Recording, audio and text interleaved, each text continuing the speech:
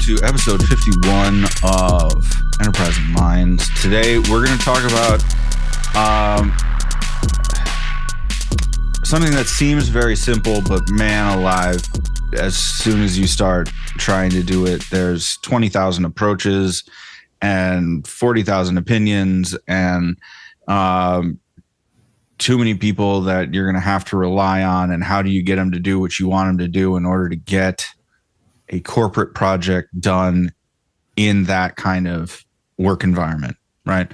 So how do we get a project done in the world of corporate America? I know I have my own opinions, but Alex, I think you had a really good cue for your idea around this. And then since Ruthi is allergic to self-promotion, I'll do it for her. She just did the Adobe Summit and presented on a similar topic, if not the same topic. I'll let her talk about it because it deserves to be talked about. It's Adobe Summit, Ruthi. Anyway, I also had feedback from somebody earlier that they were trying to fall asleep listening to our podcast, but we were too interesting to fall asleep, so they had to shut us off. So that, in the world of podcasting, I think is a compliment, especially with the world of business podcasting. Glad we made that mark. Yeah. Play us on your commute, not a business. Exactly. So on that funny note, Alex, your initial thoughts on surviving projects in the corporate environment? Yeah, I think it's surprisingly difficult to get a project done because let's say this is a project that you're starting, you're going to interact with a bunch of different people and teams to make it happen, right? How do you get that to happen? And I think one of the main things that people always miss is painting a vision and getting people to buy into that, and allowing them to connect the dots in their own way and not being too literal about it. I think that's a great way to basically get others to agree with you and to decide to put effort towards you. Because this is the thing that I think so many people miss, is that I've got a great idea, I want to do it. Other people must be excited about it because it's the right thing to do. That's not true. They've got other things to be excited about. And the thing that you're mainly trying to do, and I think it's basically three things. One, you want to really identify and get good relationships with the smart people. And what I mean by that is there are certain people out there in the organization who can make things happen. And they are the ones. A lot of techie people kind of fall under this category. But it's like, if something goes wrong, they're the one that can make the change. Mm-hmm. That's the kind of person you need on your side. So basic relationship building of just talk to them, figure something out about them, personal fact, something like that, you're good. Right. But pull them along with the project too, because to the point that they want to be, maybe they don't want to be in person, depending on the individual. Maybe it's just they want to know.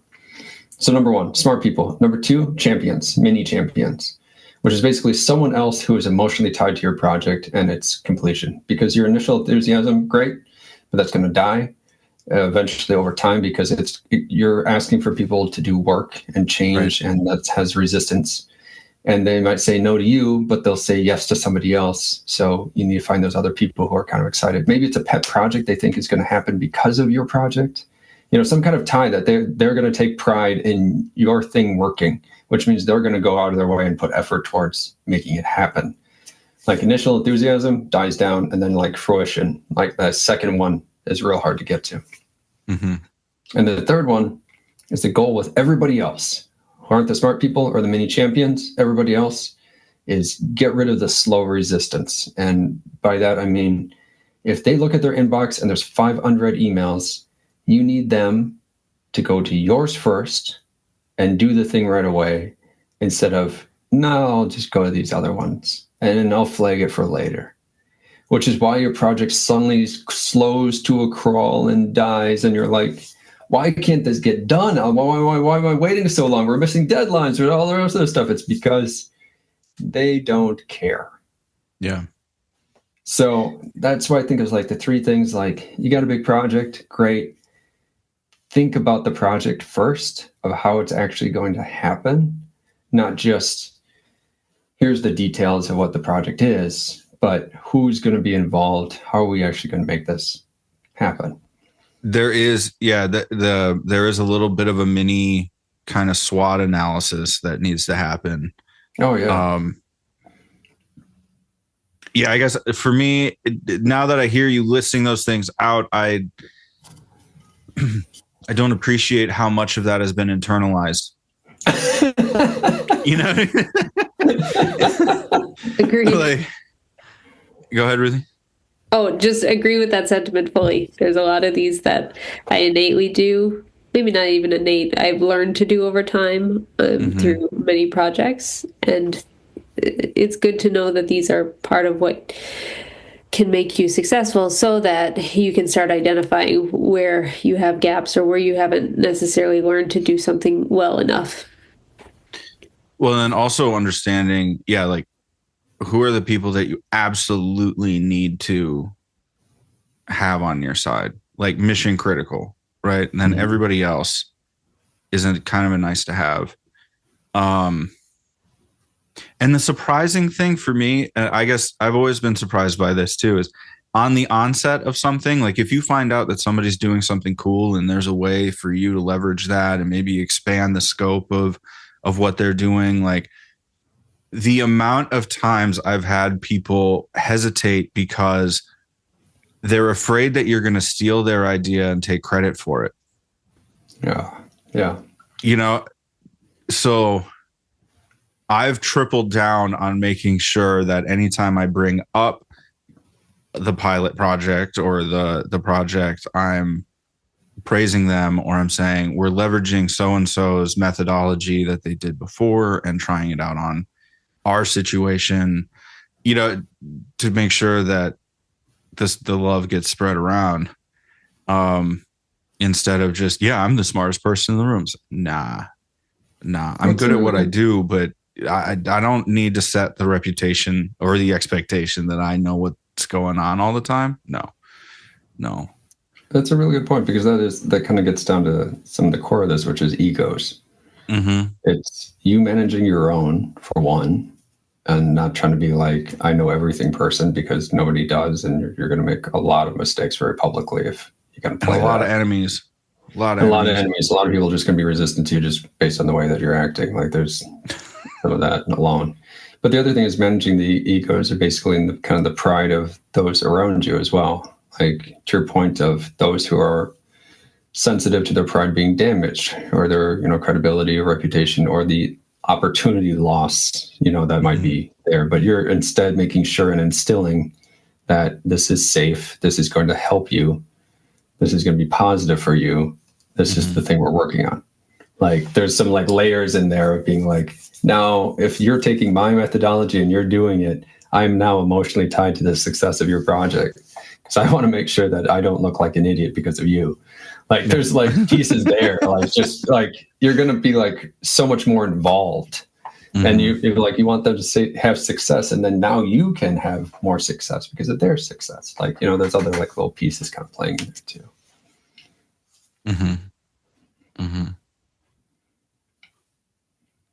I really like the way you started this, Alex, about painting a vision and letting the people who are potentially going to be involved, who are going to want to be involved in the process, connect the dots in their own way. I think that is super critical, especially on big projects that are going to be cross-functional in nature. If you've got an idea for a project that you can do in your own realm and doesn't really involve a lot of people, just you might want to be able to paint a vision so other people know what you're doing, and you can do it however the heck you want. But especially in these projects that involve lots and lots of people, it's here's where we're going, and here's why we're going there. Maybe there's even a date if that's imperative, just to keep everybody sort of swimming in the same direction.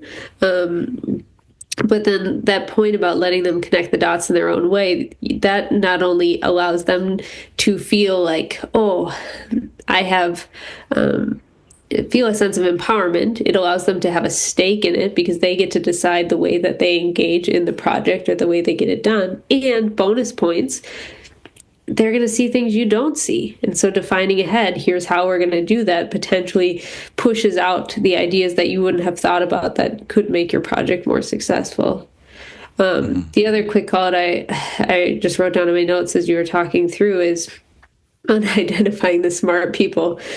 I want to maybe take the emphasis on this off of the smart and more onto the other part of it, which is the people who make things happen. There's going to be smart tech-focused people who you need because they know how the systems work, or they know the thing that they know the right hammer for that particular nail, right? Those are important people. But there's also the people who just keep things moving. We all know folks in an organization who you talk to them and you say, I've got this problem. Who do I need to talk to, or how do I get this going? And they can point you in the right direction, and they can send 5 emails to help you get past whatever hurdle it is. So I think there's something about the people who make things happen. The last thing that stood out to me was on this idea of champions, many champions, people who are emotionally involved and attached.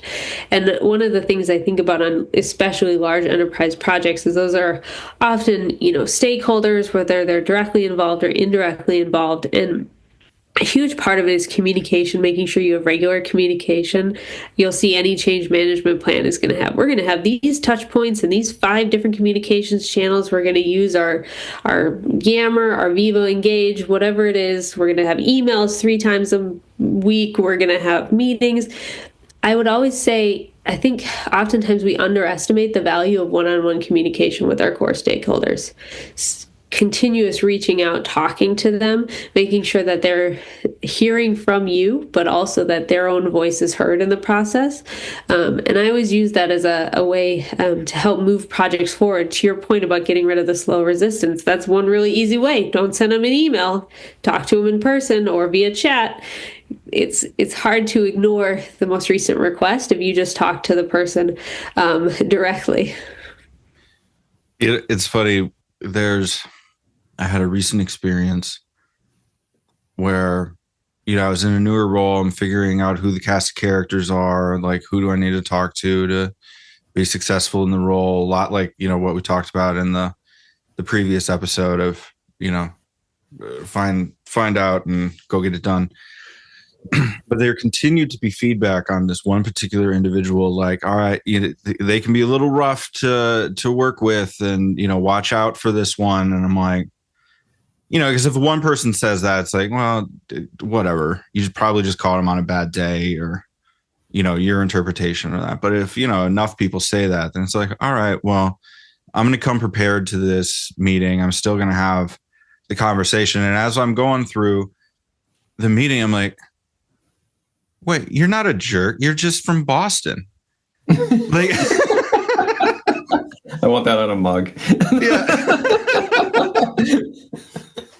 Like, it's just the different, culture clashes of, the East Coaster being more direct.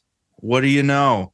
Of course that's going to happen, but it all came from a good place. Like, I could tell he was coming from a good place. So like, hey, my travel schedule is really heavy. I can't dedicate a bunch of time to this because I got to go do, X, Y, and Z. That's more core to my job than, what your project is.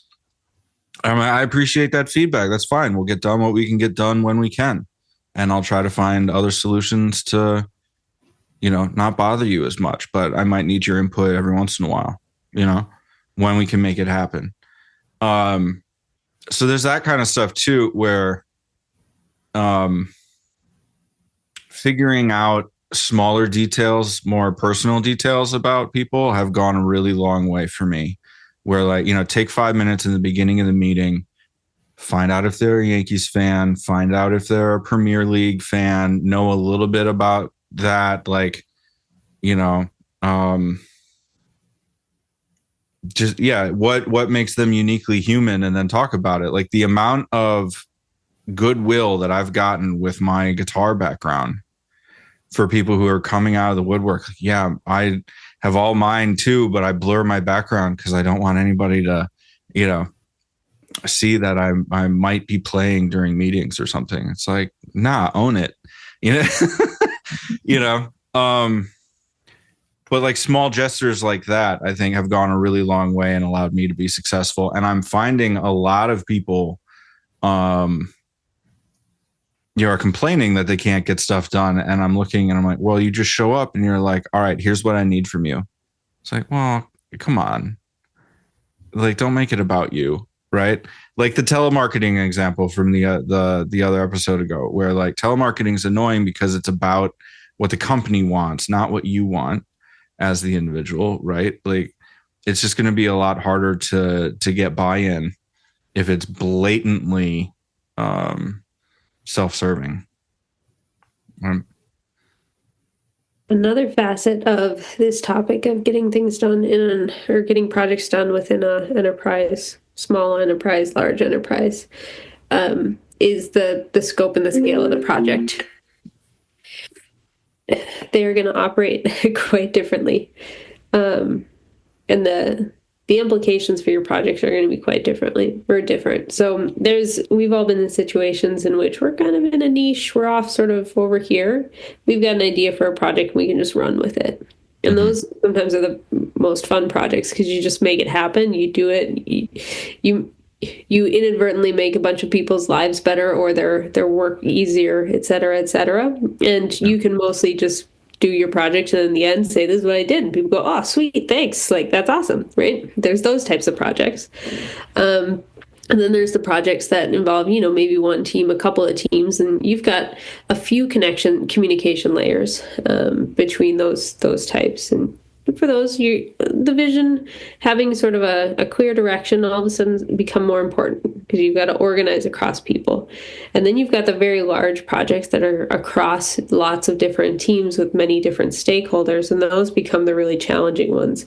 The vision that always comes to mind with these, and we've used this analogy amongst ourselves in the past, perhaps even on this podcast, think of an armada of ships in an ocean.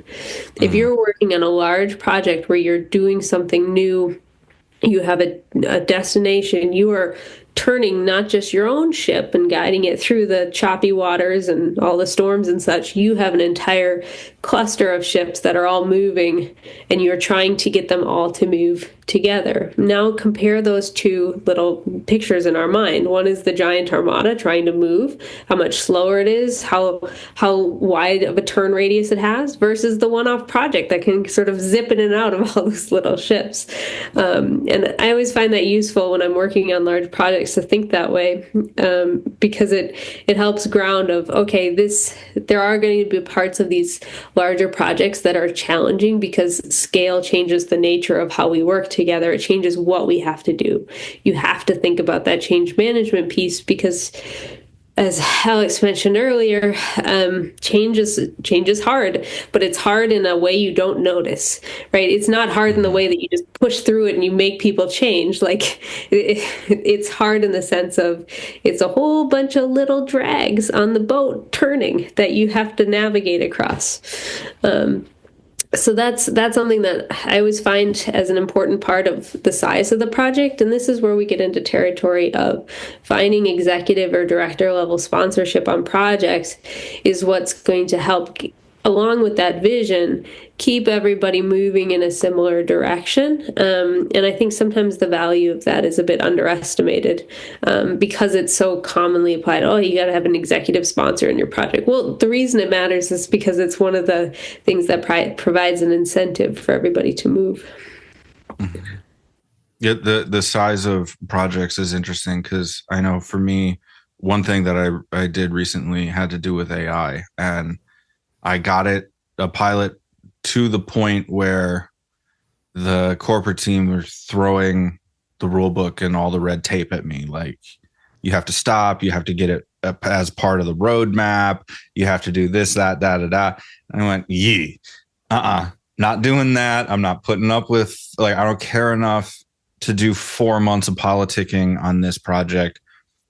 So, like, I called a guy and just said, can we, you hand coded a tool within the organization. can you just make this a part of the tool since it's pulling from all the data sources I am anyway with this pilot project? He's like, oh yeah, that's 20 minutes. I'm like, beautiful. So it was, to Alex's point, finding the people who get stuff done, who are in a position to do things that they may not have time to think of the unique, use case or whatever, but could easily get it done if you make it interesting enough. Right. And go ahead. No, go ahead. I'm done. I'm rambling. I was just going to say, think of your SWOT analysis. Let's take the conversation a little differently of the risk. How would you recognize when a project isn't going well and then what you need to do in response? So I'll throw one out of if you're doing a project pretty solo where you've done a lot of work and then you're just kind of demoing it to other people who now have to do more work. Right. They're not going to be real excited about that. You didn't really pull them along the way. You didn't really build the project with them, so they don't have the pride in seeing it to fruition. Instead, it's your pride in seeing it to fruition. They're not emotionally tied to the project. You just ask them to do more work. The other piece about that is if it's totally aligned with their role, great. And they'll probably say, fine, sure, yeah, we should do that. But the moment that their boss or leadership, getting to Ruthi's point of having executive sponsorship or higher up leadership sponsor, the moment their boss says, here's the new priority, they'll turn around and look at you and say, well, gotta do this instead. Yep. And your project dies. Now it's done. Your project is that fragile. In a vacuum of indecision, yours might work for a while, but then the moment that there's a threat to it, it can crumble as well. So my thought with that one is maybe there's two things. One is do a little bit and then maybe hold some back. You might have the idea for the next step, but ask them to be involved.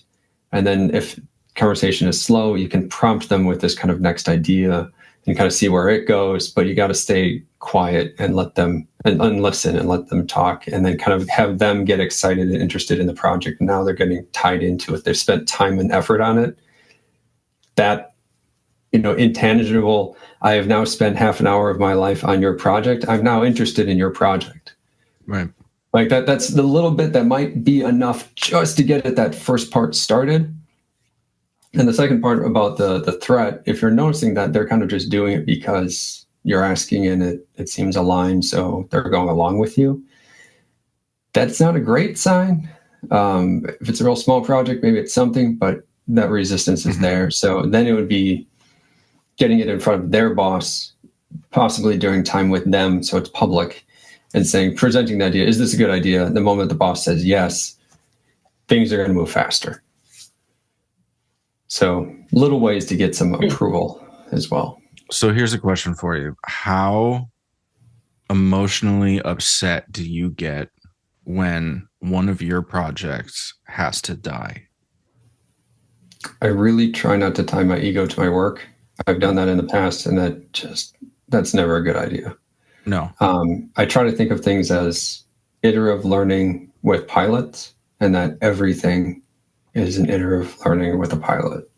So if this project fails, okay, what's the next project that might pivot that I can turn it into that will then succeed? That's a whole level of thinking that I don't know that 90% of people are doing. I mean, it's not necessarily them consciously doing that until that moment happens. But if something fails and something dies, I'm not going to just stop and be like, oh, I guess I'm just going to sit here and not do any work now or not do anything anymore. It's no. I've come up with a new idea, come up with a new thing, and then kind of keep going with the idea of okay, I've now learned that priorities have changed. A reorg happened. A new boss came in. Job responsibilities changed. We acquired a company. I mean, stuff like that happens all the time within a space of a quarter, and you're not going to be aware of, honestly, 90% of it. And it's just going to happen. And your project might be a quarter long and now is heavily affected by that or stopped by that. So don't have the only iron in the fire being one. Try to do some other stuff too. Well, and that's the other thing too. Never make a project more than a year. if you're at the 18-month mark, that's just not going to happen. It's just not going to. It's so hard to keep people motivated. It's such a drag to work on the same project for phase 3, phase 4, phase 5. Like, no. Have a goal and kill it. It's the same thing. I actually do this with meetings. In my agenda, I've got an agenda. Here's a couple points, and then I say my goal. My goal is this. And my goal typically is like, if we could make a list of 5 things, that's great. My goal is 2. And when we hit 2, the meeting's done. And people love it because it's like, oh, you actually have a purpose and you're actually moving to your purpose, and then you let us leave. It's amazing how much people didn't hold us hostage in the meeting. Exactly. Here for the whole duration. 7 minutes. Congratulations. People are surprisingly happy with 7 minutes. Totally worth it. That's just a nice little tidbit, Alex, on a way in which you can cap the meeting of like having a clear purpose, right? Because sometimes we say, oh, we could have ended early, but there was nothing that gave us that definitive stopping point. Right. I'm going to rewind a little bit and answer Dave's question, and then also talk a little bit about projects dying.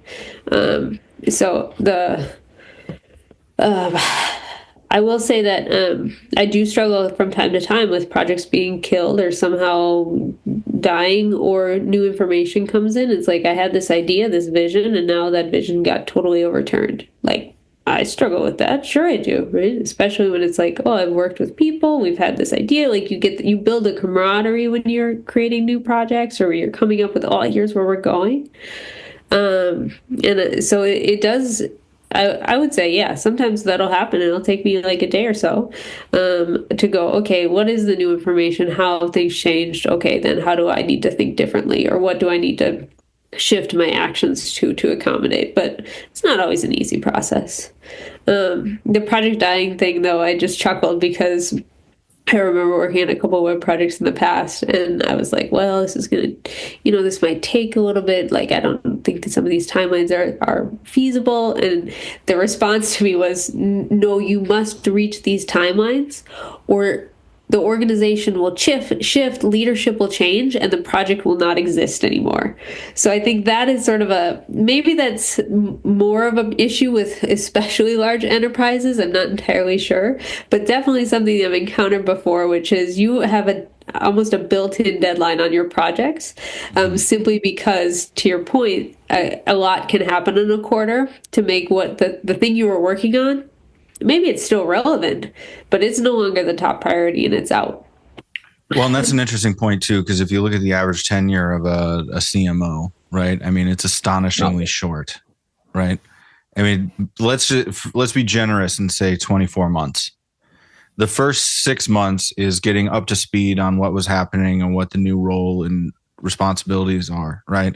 Then there's 12 months of actually doing stuff, and then there's 6 months of the person looking for the next CMO role while they're keeping things going and still trying to hit what they said they were going to do when they took their job, right? And then they're out because the CMO role is so short.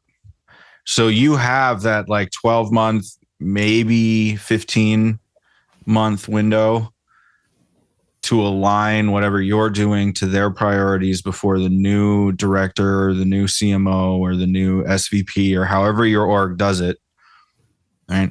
To actually support those, performance indicators and whatever else, and, have the politics for it. And then you have to be onto your new one. And I do think that is a problem with the larger groups, but I know some friends that are in smaller companies that they're getting rid of the CMOs and then they're not backfilling them. So then they're just like thrust into, being now on this leadership level because they're the ones that remain. So we should do an episode on that, by the way. What happens when you're the remainder?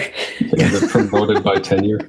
Yes, because you have new obligations that you might not have signed up for, that you didn't even realize until the vacuum opened up, and then all of a sudden it's on your plate. With less people. Speaking back to Ruthi, you mentioned it, I mentioned it, and Dave, you did before, is vision. And I think And Dave, I'm going to ask you the same thing about projects dying because I'm curious on yours. But so far we've got two, and my response is actually pretty similar to that. Is my focus was the vision. If the project dies, I don't take it so personally because I'm tied probably more to the vision than I am the individual project. So then I think of a different project or different way to still kind of hit that same vision that I'm still kind of emotionally tied to. And quite frankly, if that thing gets crushed, yeah, I'm going to be emotionally hurt. I mean, like there is definitely some like passion behind it because it seems like the right direction, the next thing that we should be doing. But still trying to stay open enough to be like, things are going to pivot, things are going to shift. So Dave, I think because of the music background and I think because of my personality too, in terms of projects, I guess I'm a bit of a sociopath. I don't care if they live or die. Like, because I will find a new one. I will just keep on keeping on. Find new victims. Yeah, like this analogy is going to go dark. Yeah. Say what you will about the mafia, but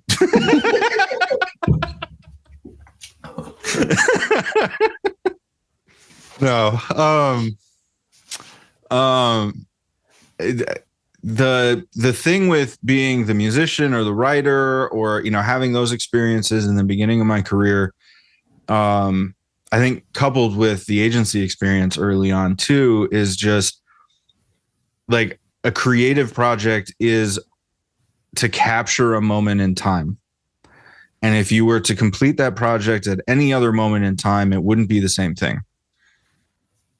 And having that kind of understanding of that has allowed me to let go of a lot, I think, when it comes to the normal working world, right? Where it's just, okay, here's the group of people I get to jam with for this period of time.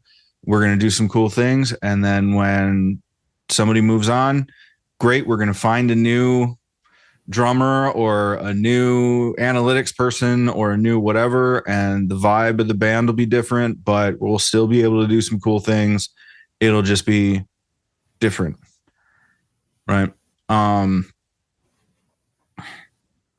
So I guess my approach is a little more zen, which would be much more positive than the sociopathic spin I took initially. But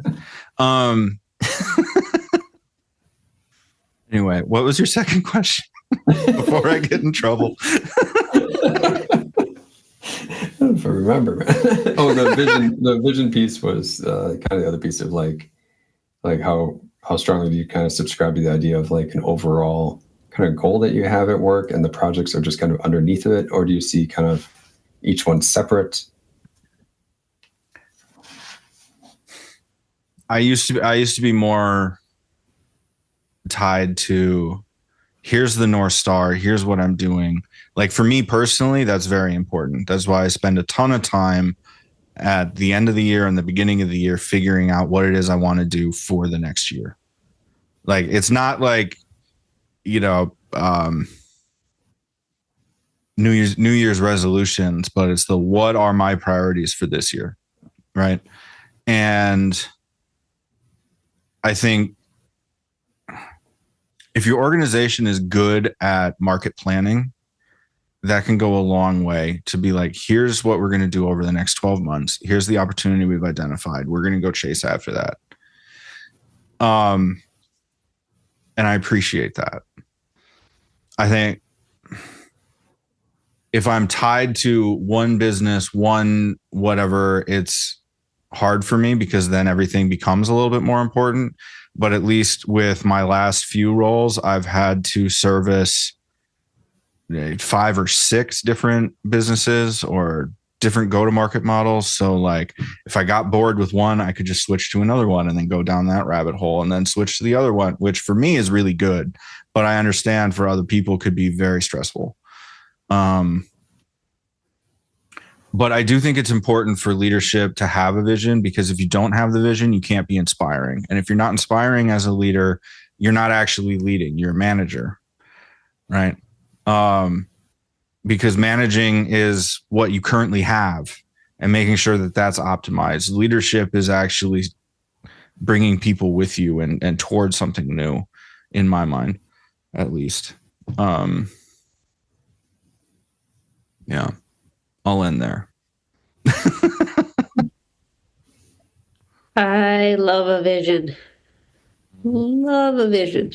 And it's all to your question about individual projects versus all tying together. I am very keen on the all tying together aspect of it, in part because there ought to be, I think, a why behind the things you're doing. And if you just have a bunch of projects that aren't sort of tying back, that suggests there's not sort of an underlying, here's the reason why we're doing these things. Even if it's a loosey-goosey kind of reason, at least there's got to be a, here's why this is something that is worth my time. I think, again, just remembering that the time we spend at work is still part time of our life. So to some degree, it does matter a little bit what we're working on and what we're not. Maybe that's another podcast discussion about, how much are we just working to pay the bills and to do the things that we actually want to do versus how much are we getting out of the things that we're doing every day. For me personally, having a bit of a why behind why I'm doing the things I do gives me a better sense of here's why I'm spending my days doing what I do. But I tend to be much more, I tend to have a vision for what I'm doing, how it fits in with what the rest of the teams around me are doing and what we're trying to ultimately do as an organization. I find that particularly helpful, especially when it comes to, and here's the thing we're doing next. Sort of being that helpful sort of guardrail to say, this is where we're going and why we're going there. And keeping it non-prescriptive in terms of exactly how or what it looks like also allows room for new ideas to come in. To your point, Dave, about leadership versus management, completely echo that of, managing is making sure everybody's got their HR paperwork, right? Leading is making sure that when they submit that HR paperwork, it's because they've thought about here's how what I'm doing this year fits in with what the larger team is trying to accomplish and what the company as a whole is trying to accomplish. Please click through all of your compliance things prior to the deadline. It's literally something I have to do after this.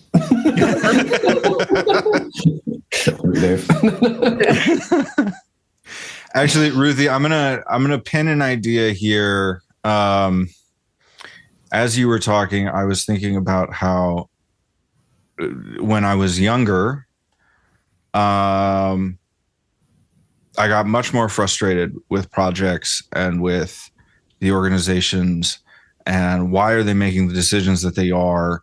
And can't they see that this is such an obvious choice from, but then it's like, wait a second, this is from a marketing lens, specifically from a digital marketing lens, not factoring in supply chains or, the whole ecosystem that has to go into the larger decisions.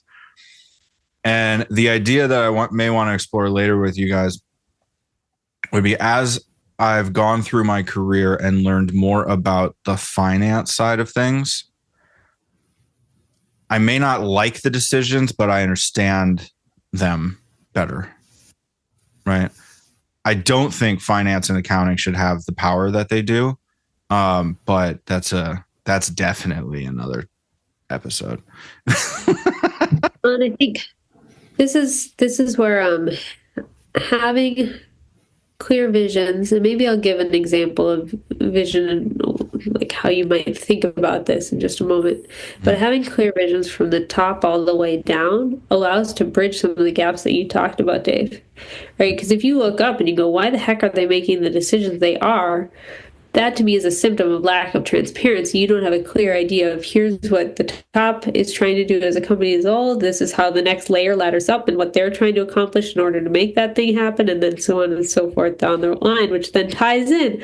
Oh, finance is trying to do this thing because this is how they're reaching that larger vision. So the framework that I'll share that I found very useful in sort of going through this visioning exercise, right? Because vision is sort of a fluffy word. It can mean a lot of things. To put it a little bit more practically, I use the GHOST framework, GOST. So you have a goal, which is here's where we're going, right? This is like we want to get to Mars, say, and then you have objectives. So those are time specific and measurable. So these are key things that you know that you are reaching towards that goal, because that goal might actually be out of your reach. Maybe that goal is something that's aspirational, but the objectives are things that you say, these are things that we know we're going to do that are going to get us closer to that ultimate goal. So reaching space flight, right? Getting to the moon. Those are things that I'll get by X date. Those are things that are going to get you closer to that Mars idea. Then under that, you have strategy. So here's the approaches we're going to take towards getting to those objectives. And then finally down to tactics, which is here's the specific action items we're going to take within each of those strategies that are going to later up to those objectives that are going to get us to where we're going. So that's a way in which we can take those sort of visions of here's where we're going and bring it all the way down to here's what I'm going to do next. And those objective strategies and tactics might be slightly different across an organization, but having that sort of shared goal and then having everybody think through how they're going to support that is such a valuable tool, especially as we talk about large projects, because it allows people to align their incentives and get to the end result. There was an interesting idea in one of my classes for my MBA that I come back to every once in a while. And this might seem like it's coming out of left field, but my brain associated it with what you said.